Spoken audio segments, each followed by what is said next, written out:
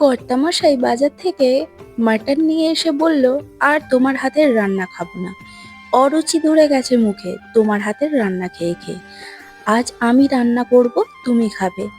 ব্যাপারটা বেশ ভালোই লেগেছে। নিজের হাতের রান্না খেয়ে খেয়ে আমিও বড়ই বোর হয়ে গেছি। তাই বললাম, ঠিক আছে, তুমিই বরং আজকে রান্নাটা করো। চলো তাহলে বেশি না কথা বলে আজকে কিভাবে মাটনটা তৈরি করছে বড়মশাই সেটাই তোমাদের সাথে শেয়ার করি। বাজার থেকে ফ্রেশ মাটন নিয়ে এসছে আর আমায় বলল, তুমি না হলে আমাকে একটু সাহায্য করে দিও। কথা মতো তাই বললাম, ঠিক আছে, আমি না হলে তোমাকে একটু সাহায্যই করে দেব। কথা মতো এখানে আমি আদা, রসুন, পেঁয়াজ সবকিছুই রেডি করছি। সাথে এখানে কাঁচা লঙ্কা, আদা, রসুনটা একসাথে পেস্ট করে নিলাম। এদিকে পেঁয়াজটা আর টমেটোটাও কুচিয়ে রেখেছি। আর এদিকে বর বলল যে একটা মশলা বানাই। এখানে মশলার মধ্যে দারুচিনি, গোলমরিচ, এলাচ আর লবঙ্গ দিয়ে হালকা কড়াই ভেজে গুঁড়ো করে নিলাম মিক্সিতে। তারপরেই এখানে বরমশাই কড়াইয়ে দিয়ে দিল সর্ষের তেল। সর্ষের তেল দেওয়ার পরেই কিছু গোটা গরম মশলা কড়াইয়ের মধ্যে দিয়ে দিল। ওই দারুচিনি, তারপরে শুকনো লঙ্কা, তেজপাতা আর এলাচ আর লবঙ্গও দিয়েছিল। যাই হোক, হালকা একটু ভাজা হয়ে যেতেই ওই যে খাসি মাংসর যে চর্বিটা ছিল, ওই চর্বিটা তেলের মধ্যে দিয়ে দিল। এতে নাকি টেস্টটা একটু অনেক বাড়ে, তাই জন্য চর্বিটা এখানে দিয়ে দিল। দেওয়ার সাথে সাথে তেলটাও কিছুটা বেড়ে গেল। তারপর এখানে কুচনো পেঁয়াজগুলো দিয়ে দিল। আর পেঁয়াজটা কিন্তু আপনারা একটু সরু সরু করেই কাটবেন, তাতে আপনাদের পেঁয়াজটা ভাজতে বেশি সময়ও লাগবে না। আর যখন মাংসের যে কারিটা হবে সেটাও কিন্তু অনেক সুন্দর হবে, নাহলে ওই গোটা গোটা রয়ে যাবে। তারপর পেঁয়াজটাকে কিন্তু খুব ভালো করে লাল লাল করে ভাজবেন। এরপরেই আদা, রসুন আর কাঁচা লঙ্কা যে বাটাটা ছিল সেটাও দিয়ে দিল। আদা, কাঁচা রসুন বাটাটার পেস্ট দিয়ে একটু ভালো করে কষিয়ে নেবেন, যতক্ষণ না এর কাঁচা গন্ধটা চলে যায়। এইটা হতে হতে আপনাদের সাথে পরিচয় করে দিই রাঁধুনির সাথে। আজকের রাঁধুনি কে? এই যে ইনি হলেন আজকের রাঁধুনি। শখ করে যখন চেয়েছে আজকে রান্নাটা করতে, তাই বললাম বেশ ভালোই হলো। আজকে আমি অন্তত ডিউটি থাকতে নিস্তার তো পেলাম। প্রতিটা ঘরের হাউসওয়াইফদের প্রতিদিন এটা ডিউটি থাকে। কখনো কখনো যদি নিজের হাজবেন্ড এমন রান্না করে খাওয়ায়, তাহলে কিন্তু মন্দ হয় না ব্যাপারটা। যাই হোক, এখানে আদা রসুনের কাঁচা গন্ধটা যাওয়ার পরেই ধুয়ে রাখা জল ঝরানো মাটনটা দিয়ে দেবেন। দেওয়ার পরে একটু ভালো করেই এটাকে কষে নেবেন।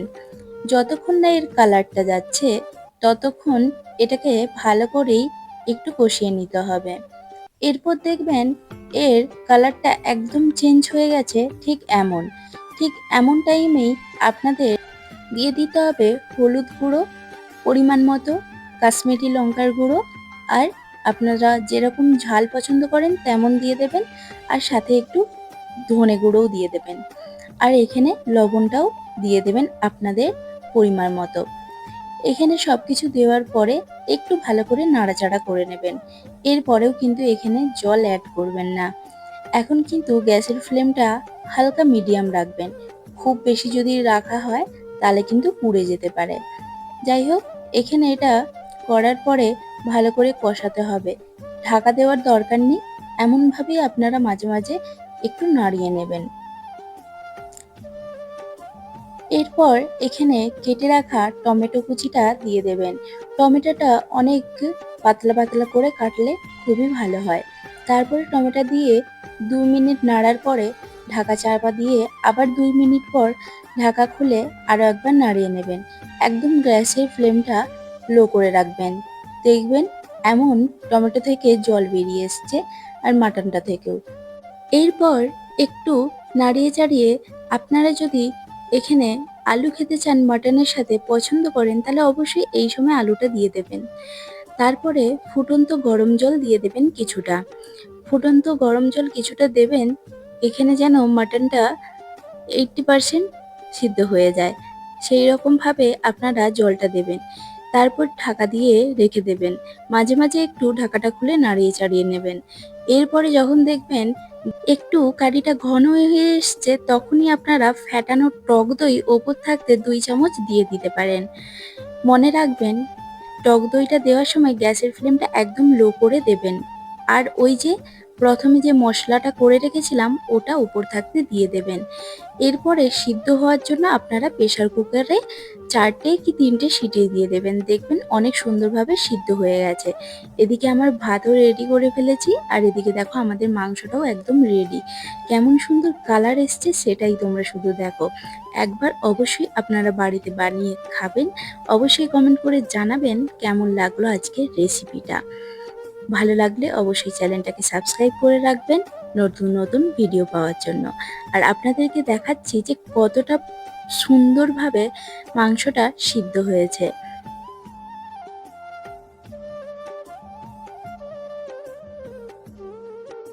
আজকে কোনো ব্লগ ভিডিও ছিল না, আজকে ছিল একটি সুন্দর রেসিপি ভিডিও। যাই হোক, বরমশাই নিজের রান্না খেয়ে নিজেই প্রশংসা করছে যে খুব ভালো হয়েছে। আর সত্যি কথা বলতে আমারও খুবই ভালো লেগেছে। যাই হোক, আজকে ভিডিওটা কেমন লাগলো অবশ্যই জানাতে ভুলবেন না। সবাই ভালো থাকবেন, সুস্থ থাকবেন, আর চ্যানেলটাকে সাবস্ক্রাইব করে দেবেন। টাটা।